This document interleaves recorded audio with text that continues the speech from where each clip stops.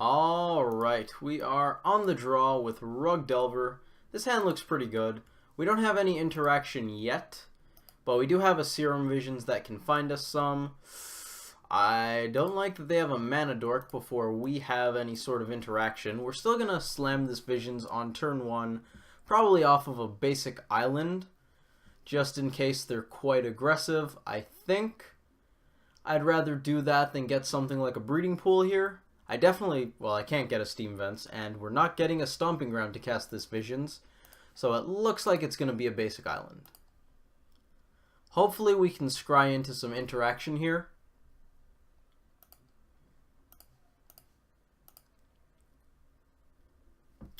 We drew Bolt and Forked Bolt on top. Those are both things I quite like. That makes me almost wish we started off on a Steam Vents, because we can't cast both on turn 2, which would have been pretty fantastic. Ooh, Infect! Oh, my lord. Okay, we are going right at this. We are definitely going for the Forked Bolt play. Hopefully they don't have any mutagenic growths in hand. They definitely play them. Oh, it's been a while since we played against Infect. We played against a black-green Infect deck not too long ago, I think. Probably a few weeks. Blue-green, though. Oh, this brings me back. We're definitely going after the Blighted Agent. Question is, Glistener Elf or a Hierarch? I'm aiming towards Hierarch here, leaving the Glistener Elf alone.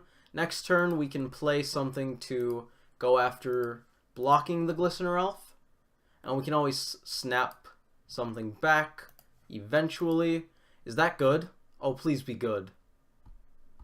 It's not like we have a better play, so we're definitely going for it. Then again, we can bolt the Blighted Agent through a mutagenic growth, just not 2 mutagenic growths, but I still think we give it a go with the Forked Bolt. It's not every day your Infect opponent taps out like that.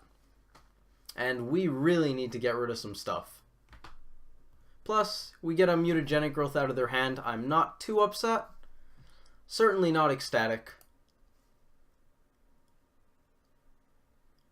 Oh, they saved the Hierarch. That makes me very glad that we went for it. That reinforces my decision.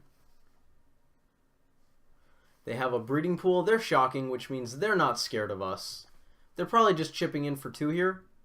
I think that's what I would do. Slow and steady. Or not. Or Fast and Furious. Why not? Sure.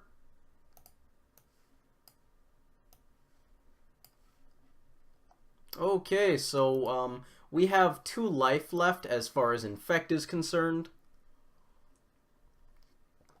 I believe I don't want to snap Forked Bolt. I think I would rather have 2 burn spells available this turn. The thing is, we're going to go after the Glistener Elf, and then we have to fight the Ink Moth in combat. Or we try to Forked Bolt both of these and don't have to fight the Ink Moth in combat. Unfortunately, so basically, if we go for Snap Forked Bolt, we take out both of these, and then we're tapped out, which means Ink Moth with any spell kills us, and they'll have 2 cards in hand by that point. So there's a decent chance they'll have a Pump Spell or another Hierarch. Or we Tarfire the Glistener Elf, and then we have to bolt the Ink Moth Nexus, which also goes badly if they have a Pump Spell. So basically we can't beat a Pump Spell here, which means our decision actually isn't that relevant. We can't take out the Ink Moth right now, or I would have the Snapcaster Mage try to block. I think we're gonna go for the Forked Bolt play. That one, yep, it resolves. We might just be dead to a fast Infect hand. That was pretty awesome. Now another thing we could have done is bolt something and then have Goyf to block. Animate Ink Moth. We might be dead. Yeah, we're dead. Alright. Well, we couldn't beat that.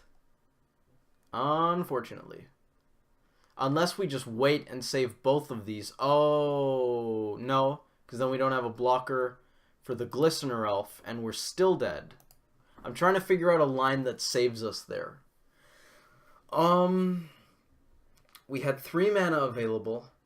We can play a blocker and hold up something to hit the Ink Moth, but then if they just go for the Exalted Ink Moth, we have to interact with it in combat. They use the pump spell. We're dead anyways. I don't think there was a way we could have won that. However, that's not that important. Right now, we need to look at how we're going to win the next couple games. Vapor Snag seems kind of good. I kind of like it, I kind of don't. Let's sort first. Blood Moon's in the kind of good category. These are cards I don't want, although I probably shouldn't have started taking out cards. Usually, I start by putting things in. I don't mind having Pyroclasm here. It's a lot like Forked Bolt. Huntmaster is far too slow.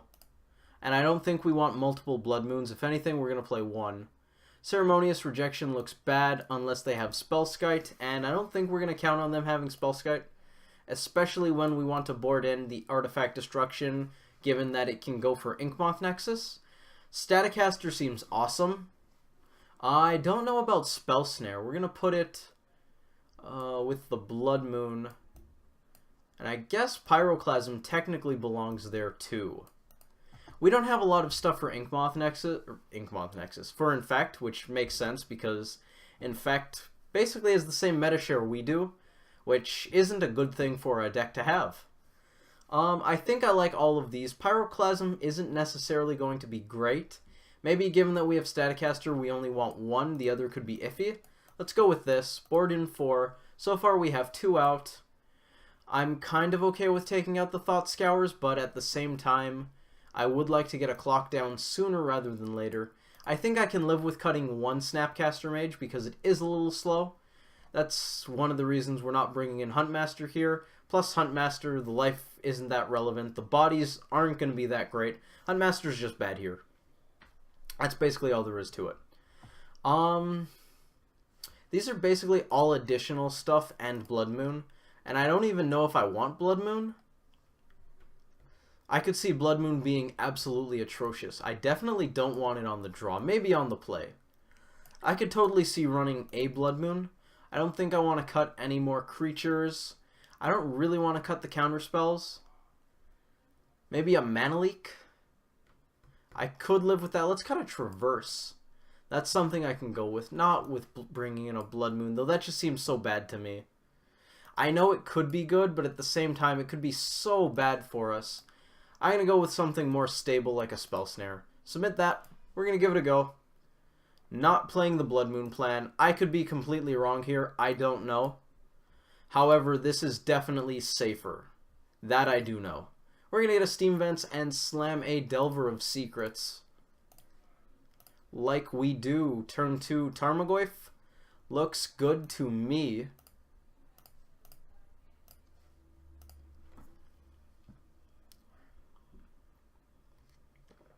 Forest Hierarch, that's fine. Delver does not transform, but soon enough it will. I think we're still just going to slam Goyf here.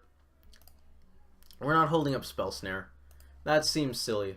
Yup. On their upkeep, we're probably looking at our top card. If they want to block the Delver with Hierarch, I would be so unbelievably happy. I will definitely give them that choice. Even if somehow they wouldn't take any damage off of not blocking, I don't even care.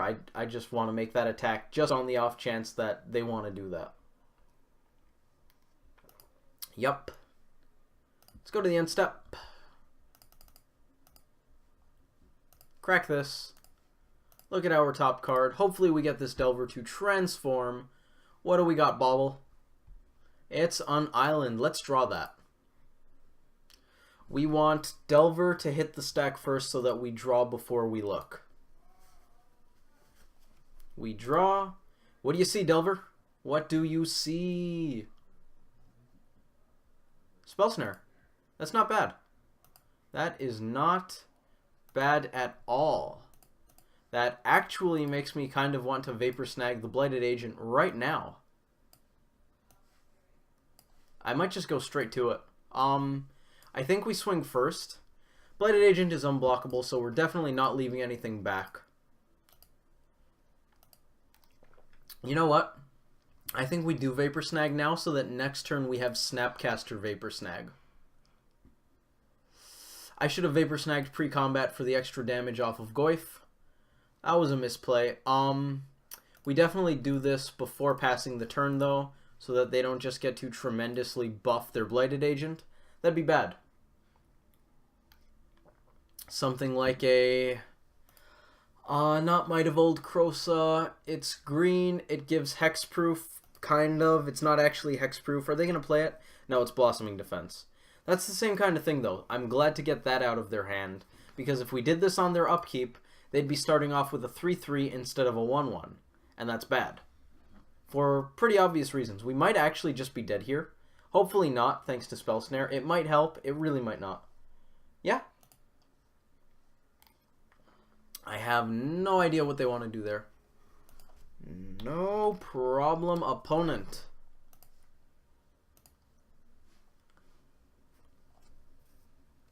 What is it called? Not Might of Old Krosa. Not Might of Alara.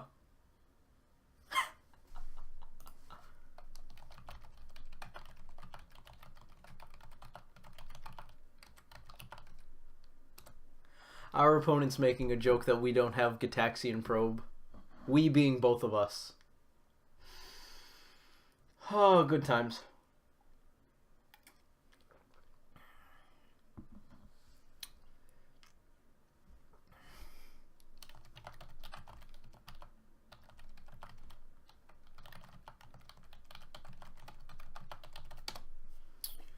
So what can our opponent do here? They could very well just murder us, which would be bad. They're fetching. They also played a land this turn. Fetching and shocking. Mutagenic Growth. They know about our Spell Snare. We might just be taking 4, but that was a really weird spot for a Mutagenic Growth.